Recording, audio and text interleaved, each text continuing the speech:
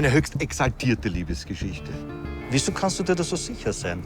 Ist das nicht, dass er auch was empfunden hat? Weil das ist ja eine Intimität, sich gemeinsam umzubringen. Das machst du ja nicht mit jemandem, der... Ja, aber für ihn war es ja austauschbar. Ein Jahr davor wollte er mit Mitzi Kasper sterben. Gut.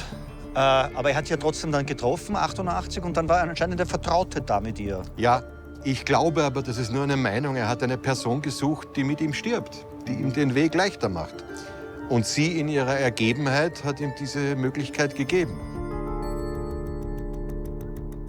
Und die Frage ist natürlich immer, was bleibt? Ja, ich meine, jetzt nach dem Selbstmord, die Protagonisten sind nicht mehr. Also bleibt nur mehr die Frage, wie wird das? Genau. Das ist der leichteste Gang. Das ist wirklich... Das ist ein schöner Gedanke. Das vermeintliche Liebespaar soll sich ja gewünscht haben, gemeinsam begraben zu werden in Åland. Eigentlich hätte Rudolf wissen müssen, dass er niemals in Åland begraben wird. Denn soweit hätte er sich zumindest mit den Usancen auseinandersetzen müssen, der Habsburger Begräbnisriten, Das musste ihm dass klar er sein. sicher in die Kapuzinergruft kommt. Es gibt eine Schicksalsgeschichte, die eng verknüpft ist mit dem Schicksal von Mary Wetscherer. Und das verschweigt ja der Sarg. Unter welchen unwürdigen Umständen die Leiche hier aus dem Schloss gebracht wurde, dann ist es kein Ruhmesblatt für das Haus Habsburg. Man hat ja die Mutter gar nicht informiert, dass die Tochter umgekommen ist, hat man nicht. Und wo sie ist und so weiter. Die Helene Wetscherer ist ja bis zur Kaiserin vorgedrungen und hat also flehentlich gebeten, man möge ihr doch sagen, was mit der Tochter passiert ist. Es durfte ja niemand was von der Leiche wissen. Und sie wurde in der Nacht nach Heiligenkreuz gebracht. Aber wie? In einer Kutsche, man hat ihr einen Besenstiel in den Rücken, ins Kleid gesteckt. Es muss sie aufrecht sitzen, die Leiche, damit nicht auffällt, dass da eine Leiche abtransportiert Das wird. ist einigermaßen makaber. Genau so ist es. Ja. Also es ist der Mantel des Schweigens über diese ganze Affäre gelegt worden. Es gibt ja immer noch Gedenkmessen, aber nur für einen Ja. Kronprinz Rudolf. Er hat ja nicht nur ein gescheites Grab, ihm ist ein Kloster gewidmet. Das ist, glaube ich, einzigartig in der europäischen Geschichte, dass die Sühnearbeit heute noch geleistet wird. Gibt es eine Bestätigung eigentlich, also dass er da so gedacht hat, der Kaiser? Ja, es gibt einen Stiftungsbrief. Einen Stiftungsbrief, Wo er wo er halt einfach festlegt, dass es hier eine Entzündung stattfinden muss. Und er hat ja Geleistet bewusst die wird. Karmeliterinnen ausgesucht. Warum?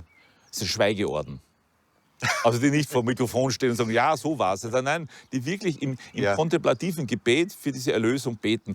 Dessert.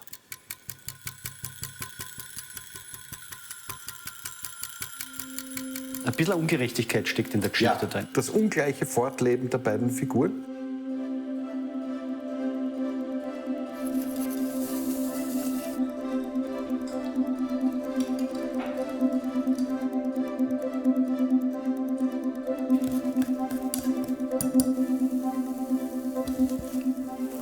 Was mich noch interessiert, ist irgendetwas sichtbar von dieser Tragödie damals? Irgendwas, was man sehen kann, wo man sagt, okay, das hat mit dieser Tragödie zu tun? Oder ist es einfach eine Kirche, wo auch was verdrängt wird? Halb, halb, würde ich sagen. Einerseits natürlich, die Glasfenster sind gestiftet von Freunden des Kronprinzen. Die haben natürlich jetzt nicht direkt zur Tragödie Bezug, aber sie sind ein Reflex darauf, also dass sich die jetzt auch mit eingebunden gefühlt haben in dieses Kirchenprojekt. Auf der anderen Seite ist die Kirche neutral genug, weil zuerst einmal ist es eine Klosterkirche. Und es war ja, und das ist, glaube ich, ganz ein wichtiger Punkt, dem Kaiser wichtig, dass alle Erinnerungen ausgelöscht werden. Es ist, Aber also es ist auch ein Ort der Sühne. Sozusagen. es ist auch vor allem ein Ort der Sühne. Inkludiert dieser kaiserliche Stiftungsauftrag auch für die Mary Wetscherer zu beten? Bedauerlicherweise nein. Aber bei den Gottesdiensten hat der Zelebrant, wenn er klug war, und da gab es sehr viele kluge Zelebranten, immer auch ohne den Namen zu nennen, auch das Opfer mit hineingenommen in die Fürbitte. Ohne Wetscherer wird es nicht funktionieren. Ja. Die Geschichte wäre nicht so schön, könnte man nicht so schön erzählen, wenn sich der Kronprinz Rudolf alleine umgebracht hätte.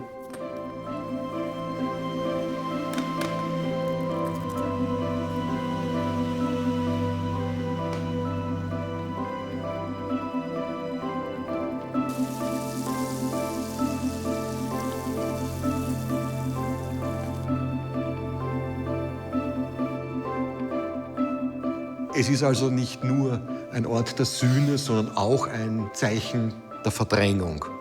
Ich denke an den Titel Ihres Buches zu diesem Thema, wie der Kaiser selbst gesagt hat. Alles ist besser als die Wahrheit. Und das hat er zum Schwiegervater von Kronprinz Rudolf gesagt, dem belgischen König. Es ist kaum ein anderer Habsburger, der die Fantasie der Menschheit oder der Menschen, die nach Meierling kommen oder in die Kapuzinergruft gehen, so anregt wie Rudolf. Mir fällt aber in dem Zusammenhang ein ganz anderer Satz ein, den Richard Strauss vertont in der Salome. Das Geheimnis der Liebe ist größer als das Geheimnis des Todes.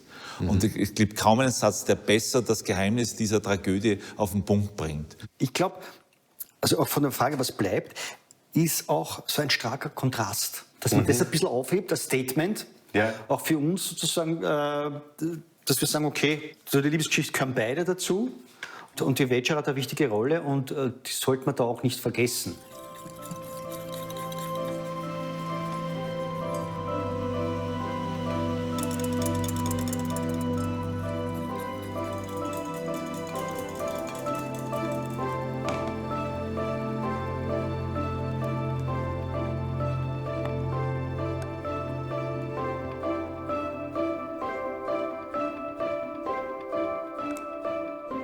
Was bleibt?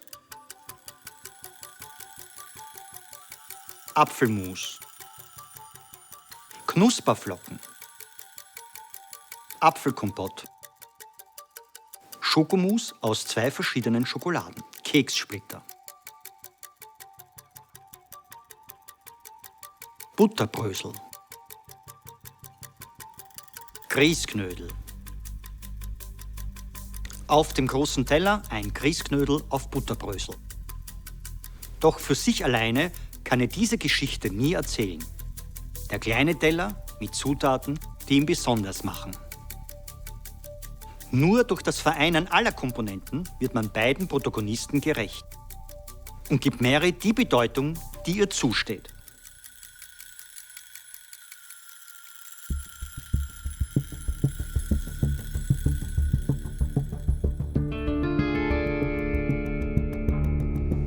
In jedem Fall, nach 4-facher Grabschändung hat sie zumindest jetzt hier endlich ihre Ruhe gefunden. Vielleicht. Die länger anhält. Genau.